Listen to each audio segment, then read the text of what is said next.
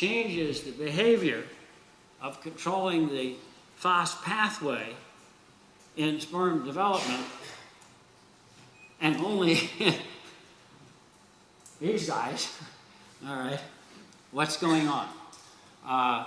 Right now, we have very preliminary data that when we look at ESTs, we have only a couple of them that we looked at recently, where it looks like that with this alternate stop, there's also alternate upstream splicing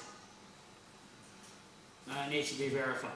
I'm perfectly willing to accept them as my cousin.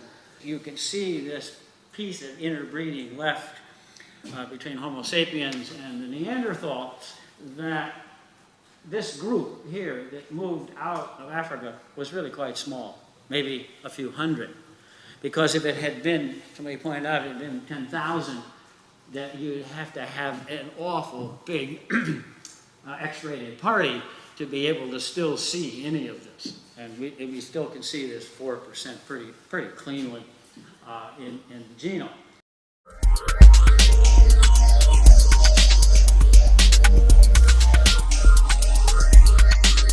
In the cellular environment, proteins are expressed at levels in which they are just soluble, so they are very close to their critical concentration. So any perturbation to their expression levels, or indeed in the way in which their abundance is regulated, can actually tip the balance towards aggregation rather than normal behavior. The difference between health and disease is actually very, very finely tuned. There is a sort of sequence-based code for aggregation also in living organisms.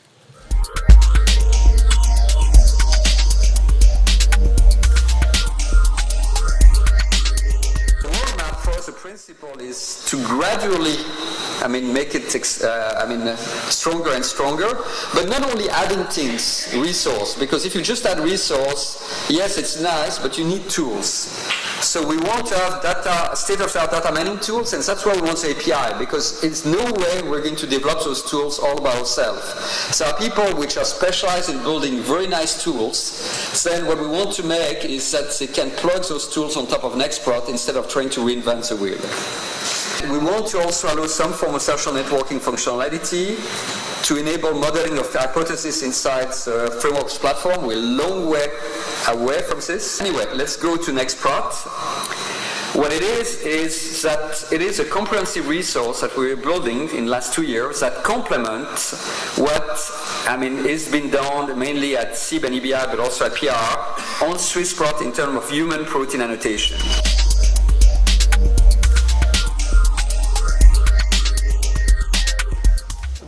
The main thing that I want to tell is that genomics and systems biology reveal a variety of, several at least, unexpected evolutionary universals. This may shed new light on the nature of genome evolution. So, are there law-like dependencies?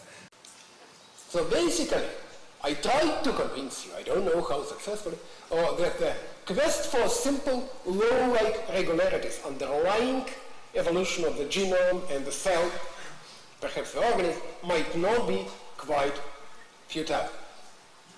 In general terms, evolutionary genomics may be considered as a downside of evolutionary genomics, may be considered as a subject that is not so different from statistical physics, astrophysics, and cosmology.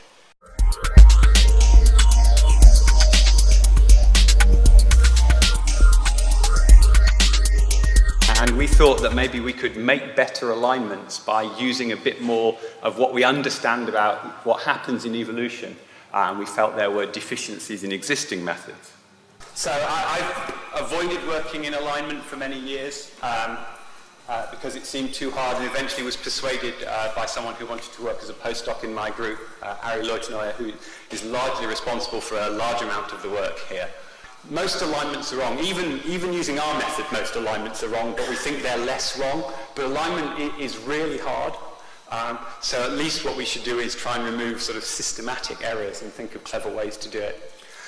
One way to do that is to not acknowledge that insertions are not the same as deletions, so don't give up on trying to make the distinction, even if the pairwise alignment can't tell the distinction.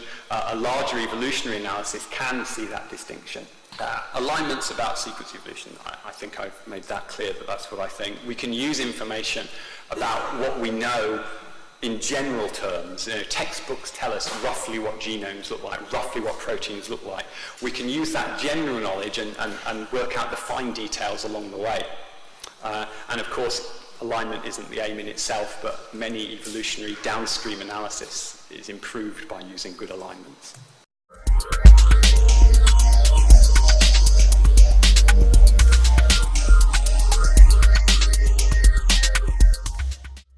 To be able to do a good job at predicting ancestral sequences, the hardest part is getting the alignment right. Citizen science is the idea that there are certain problems for which the human brain is a lot better than any known algorithm to solve them. To turn sequence realignment, multiple sequence realignment, into a game, which we called Philo. Why do we care about reconstructing ancestral sequences? Having ancestral DNA predictions can make our life easier.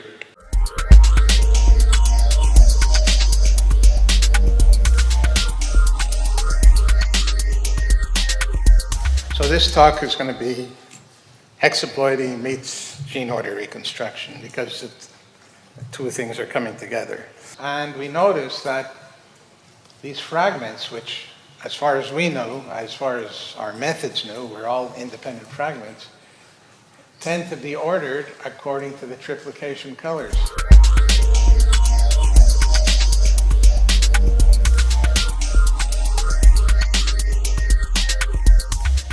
In order to experimentally define promoters based on ChIP-seq data, we should, or other high throughput sequencing data, we probably should include more data on histone modifications and the position of nucleosomes.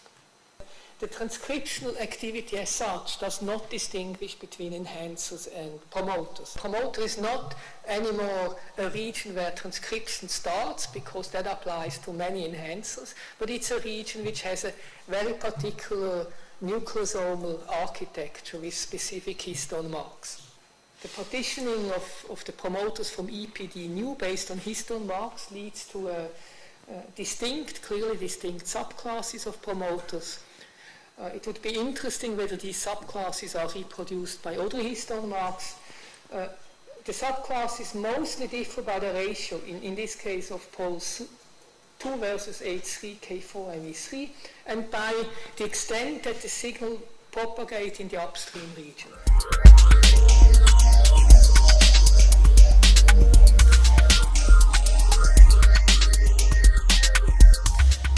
The consequence of this, and again, being careful because the numbers are still very, very small, is that when we look in an unbiased way to the protein space, we don't see proteins that will have functions or structures very different of the standard proteins. All what we see are functions or structures or sequences for which we can deduce structures and functions that are very similar to the standard proteins.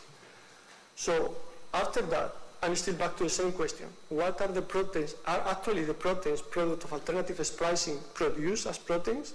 We actually don't know what is in a cell in terms of proteins. What are the proteins that are expressed? Certainly, we don't know if the alternative splice, the product of alternative splicing, are present in the cell or not.